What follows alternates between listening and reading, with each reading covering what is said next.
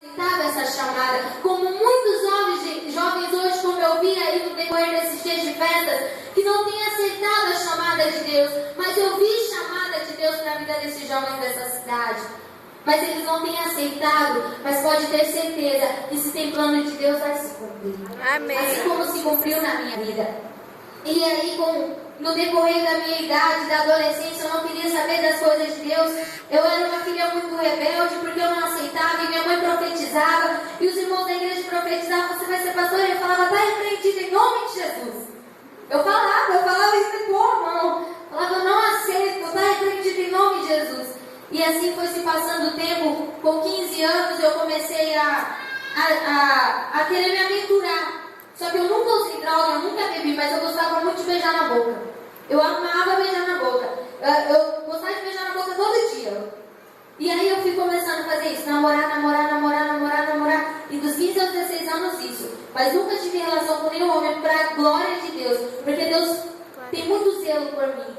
Eu entendo isso hoje, que Ele cuidou de mim, Ele me protegeu. E aí, na passagem desses tempos, eu brigando com a minha mãe, e eu batia na minha mãe com um cabo de vassoura. Eu batia na cara da minha mãe, eu fugia de casa. Eu não queria saber das coisas de Deus. Eu dava toda vez um jeito de fugir das coisas de Deus e envergonhar o ministério do meu pai. Mas com 17 anos Deus me chamou. O Espírito Santo tocou dentro do meu coração. E não tem coração mais de pedra que resiste à voz do Espírito Santo. Amém. Pode ser o coração mais carrancudo, pode ser o coração mais congelado, pode ser o coração mais frio. Não existe a voz do Espírito Santo. E com 17 anos Deus me chamou. E Ele falou, endireite os seus passos, porque eu quero te usar.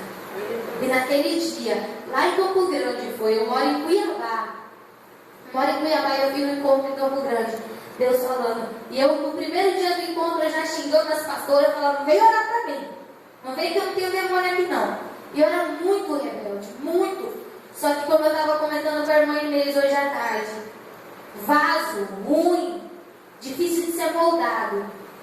Para ele ser moldado, Deus quebra e depois passa pelo fogo. E Deus me quebrou, Ele me moldou. E hoje eu falo, eu sou miudinha, eu falo baixinho. Porque Deus me moldou e Ele fez uma pessoa de mim humilde, tirou todo orgulho, tirou toda a rebeldia. E para a glória de Deus, eu estou aqui para falar desse Deus poderoso. Amém. Que opera milagres e que cumpre todas as suas promessas. E Ele tem promessas de plano para essa igreja, para a tua vida e para a tua família também. Amém? Aleluia. Para não incumpridar, vamos abrir a palavra de Deus no livro de Deuteronômio, capítulo 10, versículo 12.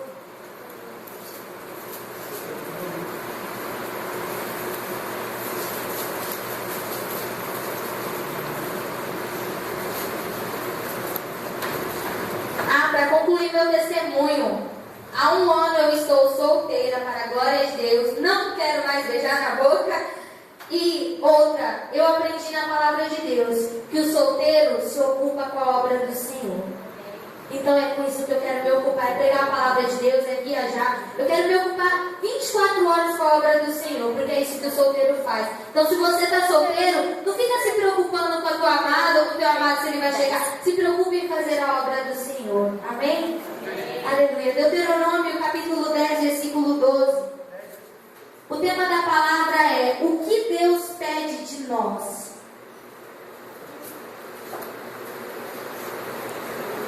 Quem achou, diga amém. Amém. Quem não achou, diga misericórdia. Somente a misericórdia do Senhor dura para sempre. E agora, ó Israel, que é que o Senhor, o seu Deus, lhe pede? Senão que tema ao Senhor, o seu Deus, que ande em todos os seus caminhos, que o ame e o sirva o seu Deus de todo o seu coração, de toda a sua alma, e que obedeça aos mandamentos e aos decretos do Senhor, que hoje lhe dou para seu próprio bem. Ao Senhor, o seu Deus, pertence os céus e até os mais altos céus, a terra e tudo que nela existe. No entanto, o Senhor se afeiçoou aos seus antepassados e os amou, e a vocês, descendentes deles, escolheu entre todas as nações, como hoje se vê. Sejam fiéis de coração à sua aliança e deixem de ser obstinados, pois o Senhor, o seu Deus, é o Deus dos deuses e o soberano dos soberanos, o grande Deus, poderoso e temível, que suborno. Ele defende a casa do órfão e da viúva, e ama o estrangeiro, dando-lhe alimento e roupa. Amem os estrangeiros, pois vocês mesmos foram estrangeiros no Egito. Temam o Senhor, o seu Deus, e sirvam-no. Apeguem-se a Ele e façam seus juramentos somente em nome dEle. Seja Ele o motivo do seu louvor, pois Ele é o seu Deus, que por vocês fez aquelas grandes e temíveis maravilhas que vocês viram com seus próprios olhos. Os seus antepassados que desceram ao Egito eram 70 ao todo, mas agora o Senhor, o seu Deus, os tornou tão numerosos quanto as estrelas do céu. Amém? Amém. Aleluia. Podem fechar para a Bíblia e se assentar. O que Deus pede de nós? Com base no versículo 12, Deus pede de nós. A primeira coisa que Ele pede de nós, temer a Ele. Alguém sabe me dizer o que é temor? Tem gente que confunde temor com medo. Temor não é medo. Alguém sabe me dizer o que é temor? Respeito. Mas temor, vamos simplificar para que vocês entendam o que seja temor. Temor é ter a consciência da presença de Deus. Isso é temor. O temor é ter consciência do nosso Pai aqui presente, mesmo sem nós vermos a Ele. O que nos traz isso? O respeito a Ele. Entenderam? Temor é a consciência de que o nosso patrão, vamos dizer assim, nós sendo funcionário, eu sei que o meu patrão não está na empresa, mas nem por isso, porque ele não está na empresa, eu vou sair roubando dinheiro, eu vou sair. Isso é temor. Ter a consciência de Deus presente, do Deus presente. Temor a Deus é ter a consciência da presença de Deus. José teve temor a Deus quando fala lá no livro de Gênesis. Se você for lá no livro de Gênesis, quando ele foi tentado pela mulher de Potifar. Sabe por que José não caiu em tentação? Porque ele tinha temor a Deus. Ele não viu Deus presente naquele quarto. Ele também não viu Potifar presente naquele quarto. Ele podia aceitar a sedução da mulher de Potifar. Podia, porque Potifar não estava vendo. Mas ele tinha consciência da presença de Deus. Ele falou, eu não posso pecar contra o meu Deus. Foi isso que José disse. Eu não posso praticar algo tão horroroso perante Deus, eu não posso praticar isso. Ele teve a consciência da presença de Deus e fugiu do pecado. A única forma de nós podermos temer, ter o temor do Senhor, é tendo a consciência da presença de Deus. Se o seu pastor não está dentro da tua casa, se Deus não está dentro da tua casa, e se você não tem a consciência disso, você vai e peca. Porque quando o nosso pai sai de casa, nós jovens, a gente fala, a casa está solta. Porque perdeu-se o temor. Só tem temor quando está presente. Mas Deus está presente em todos os lugares, porque Ele é onipresente. Ele está presente em todos os lugares. Então a primeira coisa que Deus pede do seu povo, temor a Ele. A segunda coisa que Deus pede do seu povo, que ande nos seus caminhos. Vai lá no livro de João. Eu gosto muito de ocupar a Bíblia, tá? Nas minhas pregações. Gosto bastante de falar bastante coisa para que fique bem claro. Abra lá no livro de João, capítulo 14.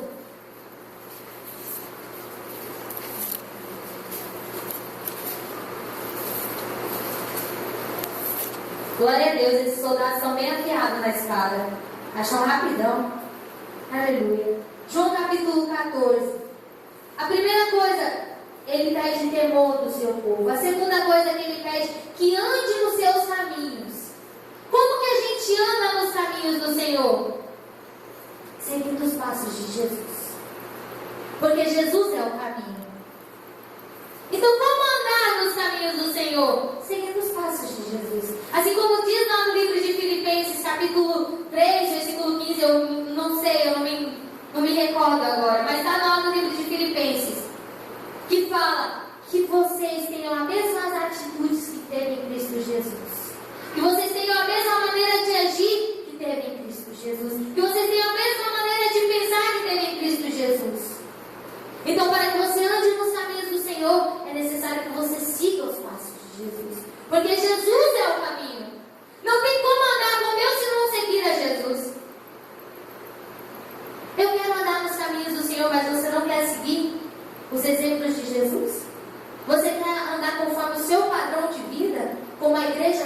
andado conforme o padrão do mundo, a igreja evangélica.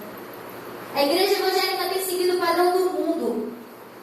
Está permitindo tatuagem, está permitindo funk dentro da igreja, está permitindo tudo. O mundo entrou dentro da igreja. Mas se nós queremos andar nos caminhos do Senhor, nós temos que seguir os passos de Jesus, não o padrão do mundo. Nós temos que ser uma igreja diferente. Uma igreja que segue os passos de Jesus e não segue o padrão do mundo. Amém? Amém. A terceira coisa que Deus pede de nós: servir a Ele de todo o coração e de toda a sua alma. O que é servir de todo o seu coração? O que é servir de toda a sua alma? É fazer algo com muito amor e muita dedicação. Se você faz algo, se você serve alguém de todo o seu coração, você faz isso com muito amor e dedicação. Quando eu sei que eu estou servindo a Deus de todo o meu coração? Quando aquilo não me traz tristeza, quando aquilo não faz com que eu murmure: não vieram o pessoal do reto projetor, não vieram o pessoal da bateria, eu não vou cantar hoje. Não, eu estou fazendo isso porque eu amo ao Senhor. Eu vou louvar a Ele. Independente se o baterista veio ou não veio. Lá na igreja onde nós estamos, só eu ministro louvor sozinha no playback e no godoy. Eu não sei cantar, só sei arranhar, mas eu sei louvar o Senhor. Mas eu glorifico a Deus, os instrumentos ficam tudo parados, porque ainda não, Deus não levantou um levita, porque eu quero que Deus levante levita. Não quero uma banda na igreja. Banda tem de monte. Toca na igreja, mas também toca no mundo. Isso eu não quero ter na igreja. Altar é lugar consagrado. Tem que se santificar para subir. Tem que se santificar para subir. Porque Ananias e Safira brincaram com as coisas de Deus. Os filhos de Eli também brincaram com os santuários do Senhor. Nabucodonosor também brincou com as coisas de Deus. Mas todos eles pereceram. Todos eles. Não se brinca com o altar do Senhor. Eu vou beber, eu vou fumar, eu vou transar, eu vou para o culto domingo e vou cantar. Não. Engana o homem, mas a Deus não engana. A Deus não engana.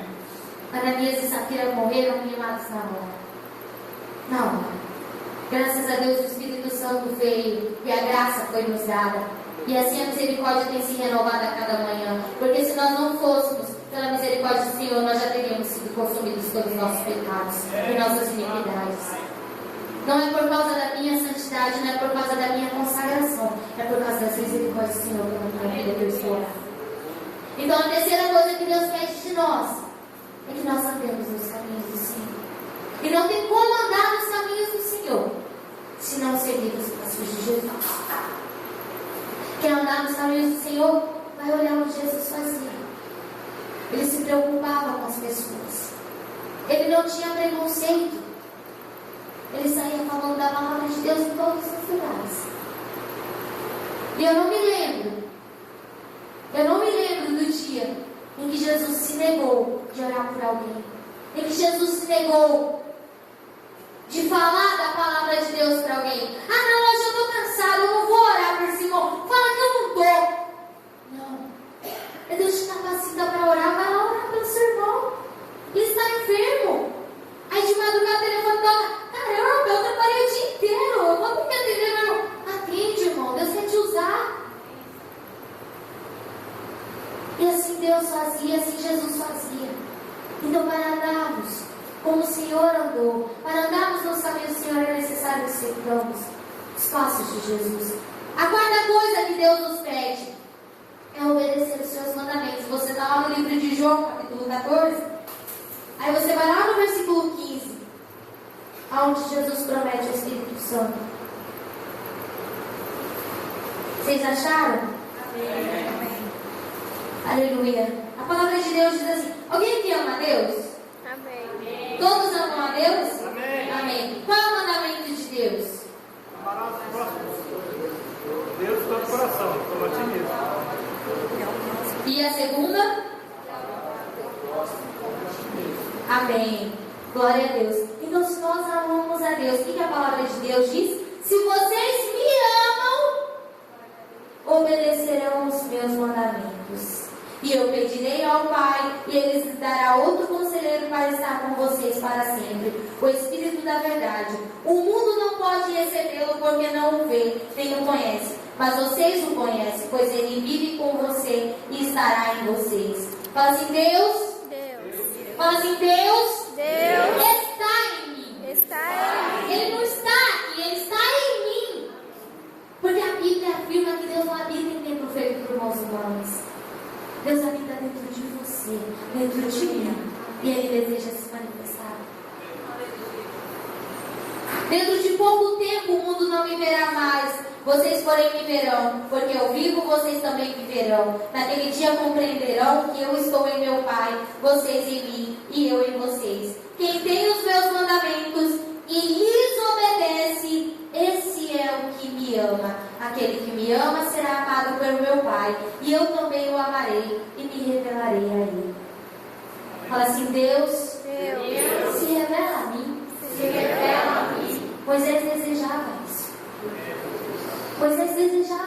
Deus se revela a mim. E ele ia no monte para que Deus se revelasse a ele. Porque ele tinha um anseio dentro do coração dele de ver a face de Deus. Tem gente que só quer ver a mão de Deus, que são as bênçãos. Mas a face de Deus é Peniel.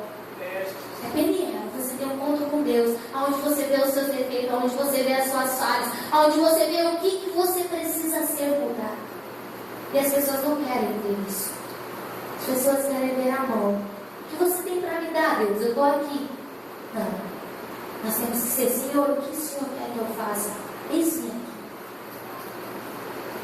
Devemos buscar a Deus, buscar a face de Deus, andar nos caminhos do Senhor, temer a Ele, obedecer os seus mandamentos, servir a Ele de todo o coração, de toda a nossa alma, de todo o nosso entendimento, para que Ele venha se agradar de nós.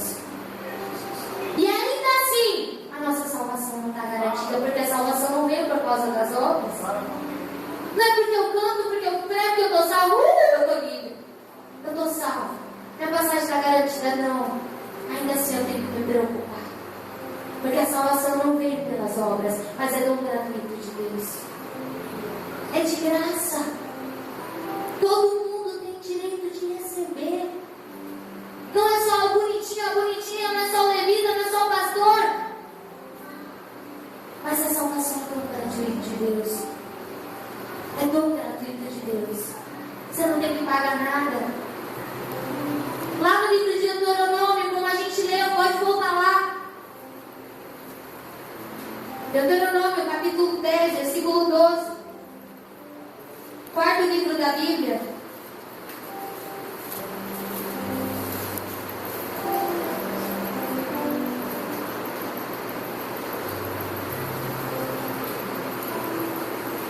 Aleluia, glória a Deus.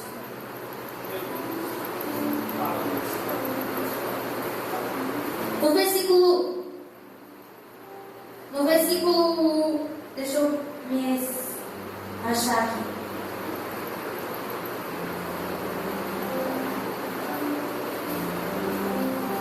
Aqui, ó, versículo 17.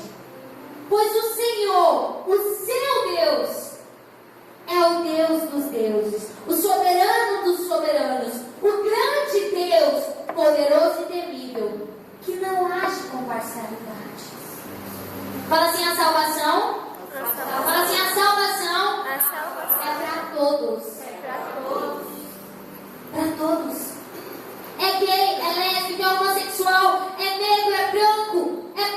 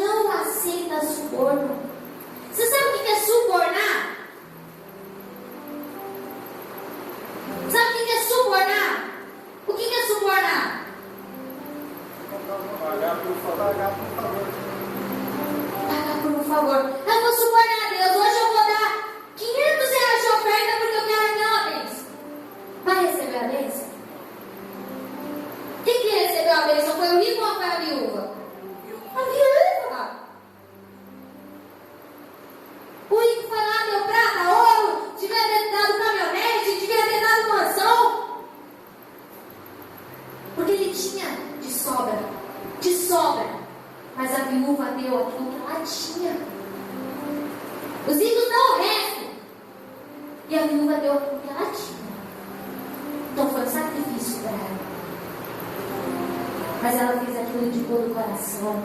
Ela fez aquilo de toda a sua alma. Ela serviu ao Senhor ofertando ali. Deus não aceita suborno. Tem gente que quer subornar a Deus. Eu vou fazer jejum de 21 dias para que Deus se agrade de mim. Não faça isso, meu irmão. Afinal, jejum não é para você receber algo de Deus, para você matar a sua carne. Jejum não é para você receber algo em troca de Deus.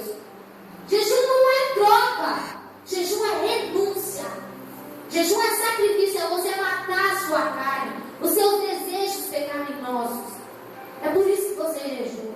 E tem gente que hoje jejua, sabe para quê? Eu vou jejuar porque eu estou orando para Deus providenciar um carro, então eu vou jejuar 21 dias. Eu vou jejuar 30 dias porque eu quero aquela casa. Eu vou jejuar? Não. Isso não agrada o coração de Deus. O que agrada o coração de Deus é sinceridade. É sinceridade. Isso agrada o coração de Deus. Não tem coisa melhor para um pai do que um filho sincero. Fala, pai, meu pai me ensinou isso. Eu te bato se você mentir, mas eu não vou te bater se você não mentir. Ele preferia a sinceridade, mas ele não me batia. Mas se eu mentisse, ele me batia. É melhor você chegar para Deus e falar, Senhor, eu fiz, eu caí. Eu estou aqui para te pedir perdão, para pedir que o Senhor volte a me usar, para pedir que o Senhor volte a me fazer um vaso de bênção, para que o Senhor volte a derramar o seu óleo sobre mim. Mas as pessoas não têm conseguido ser sinceras diante de Deus, mas eles preferem se esconder dos seus pecados por causa do orgulho. A pessoa, quando ela entra em pecado, ela não consegue orar. A pessoa, quando ela entra em pecado, ela não consegue vir para a igreja, porque ela também não consegue se humilhar. Ela não consegue se humilhar, porque junto com o pecado entra o orgulho. Nós devemos ser sinceros diante do Pai. Fala, Senhor, eu preciso de Ti. Eu quero Te temer, eu quero ter temor de Deus na minha vida. Quando o meu pastor estiver distante de mim, eu quero Te obedecer. Quando o meu pai estiver distante de mim, ainda assim eu quero viver em santidade. Assim como Deus fala, eu quero ser como a noiva adornada, que aguarda a volta do noivo. Porque se o noivo chegar e a noiva não estiver pronta, o noivo vai embora e a noiva fica sem o noivo. Nós devemos estar preparados todo o tempo. Mas só vamos estar preparados se nós tivermos a consciência da presença de Deus. A presença de Deus é real neste lugar? É. Mas a presença de Deus na tua vida também é real, na tua casa, no teu trabalho, na tua escola.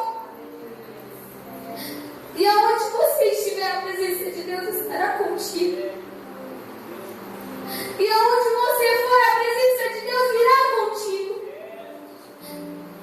Isso é o temor de Deus. Isso se perdeu, como diz lá no livro de Jeremias, se você puder abrir, no capítulo 2, versículo 19. Quando Israel pecou, quando Israel deixou de seguir os mandamentos do Senhor e caiu sob maldição, porque não quiseram dar ouvido à voz do Senhor. E até hoje continua Israel perecendo. A rebeldia não agrada ao Senhor. Jeremias capítulo 2, versículo 19. Está depois de Salmos, Provérbios, aí vem Isaías, depois Jeremias. Isaías capítulo 2, Jeremias capítulo 2, versículo 19. Depois vocês leiam em casa o capítulo 2, irmãos, que fala da desobediência de Israel. Nós somos Israel. A palavra de Deus é para nós somos Israel. Jacó foi chamado de Israel, trocou o nome para Israel. E a palavra de Deus não é somente para Jacó e para Abraão, é para nós também. que somos herdeiros da promessa. Jeremias capítulo 2, versículo 19. Eu vou ler desde o versículo 1. Ainda está em tempo aí? Eu não sei, eu estou sem meu relógio. Eu me lembro da sua fidelidade quando você era jovem. Versículo 1, irmãos. Como noiva você me amava e me seguia pelo deserto, como uma terra não semeada, Israel, meu povo. Era santo para o Senhor. Os primeiros frutos da sua colheita, todos os que devoravam eram considerados culpados, e a desgraça os alcançava, declara o Senhor. Ouça a palavra do Senhor, comunidade de Jacó, todos os clãs da comunidade de Israel. Assim diz o Senhor: que falta os seus antepassados encontraram em mim, para que me deixassem se afastarem de mim. O povo se afastando de Deus. O povo está se afastando de Deus. O povo está abandonando a Deus. O povo está deixando de seguir os passos de Jesus. Versículo 4. Ouça a palavra do Senhor, a comunidade de Jacó. Que falta os seus antepassados encontraram em mim, para que me deixassem e se afastassem de mim. Eles seguiram ídolos sem valor, tornando-se eles próprios sem valor. Eles não perguntaram onde está o Senhor, que nos trouxe do Egito e nos conduziu pelo deserto, por uma terra árida cheia de covas, terra de seca e de trevas, terra pela qual ninguém passa e onde ninguém vive. Eu trouxe vocês a uma terra fértil, para que comessem dos seus frutos e dos seus bons produtos. Entretanto, vocês contaminaram a minha terra, tornaram a minha herança repugnante. Os sacerdotes não perguntaram pelo Senhor, e os intérpretes da lei não me conheciam. Os líderes do povo se rebelaram contra mim. Os profetas profetizaram em nome de Baal, seguindo deuses inúteis. Por isso eu ainda faço denúncias contra vocês, diz o Senhor. Eu farei denúncias contra os seus descendentes. Versículo 10. Atravessem o mar até o litoral de Chipre e vejam, mandem observadores a Quedar e reparem de perto e vejam se alguma vez aconteceu algo assim. Alguma nação já trocou os seus deuses e eles nem sequer são deuses, mas o meu povo trocou a sua glória por deuses imundos. Quantas pessoas têm trocado a glória de Deus por coisas vãs, por coisas tolas, por coisas momentâneas, e trocado a glória de Deus? A glória de Deus está neste lugar. E tem gente trocada agora. Foi deuses, Papai Noel. Foi deuses, santas. E por tantos outros deuses criados pelo homem. Deuses inúteis, que nada podem fazer por nós. Versículo 12. Expandem-se diante disso, ó céus. Fiquem horrorizados e abismados, diz o Senhor. O meu povo cometeu 2 crimes. Qual foi o primeiro crime que eles cometeram? Abandonaram a Deus. Irmãos, não abandonem a Deus, porque Deus nunca vai te abandonar. Engana-se você que Deus vai te abandonar. Engana-se você que Deus vai te deixar. Porque então a palavra estaria mentindo quando Ele diz: eu jamais te deixarei e jamais te abandonarei. Deus não nos abandona, somos nós que abandonamos a Deus. E assim o povo de Israel fez. Abandonaram o Senhor, a fonte de água viva, e cavaram as suas próprias covas achadas que não retêm água. Acaso Israel, meu povo, é escravo? Escravo de nascimento? Por que foi então que se tornou presa de leões que rugem e urram contra ele? Arrasaram a sua terra, queimaram as suas cidades e as deixaram desabitadas. Até mesmo os homens de Mefins e de Táfnis raparam a sua cabeça. Não foi você mesmo o responsável pelo que lhe aconteceu? Ou abandonar o Senhor, o seu Deus? Fala assim, eu. Fala assim, eu. Me torno responsável pelos meus atos a partir do momento que eu abandono a Deus. Não culpe o demônio. Não culpe o diabo. Eu caí por causa do diabo. Eu estou na cova por causa do diabo. Eu estou na prostituição por causa do diabo. Não. Você é responsável pelos seus. Mas a partir do momento que você está perto de Deus, Deus se responsabiliza de cuidar de ti. Deus se responsabiliza de te capacitar. Deus se responsabiliza de te levantar, de te usar. Porque Ele passa a ser teu dono. passa a ser propriedade dele. Então ele é responsável por você. Não abandone a Deus, porque ele não te abandonará. Acaso não foi você mesmo responsável pelo que lhe aconteceu ao abandonar-se o seu Deus?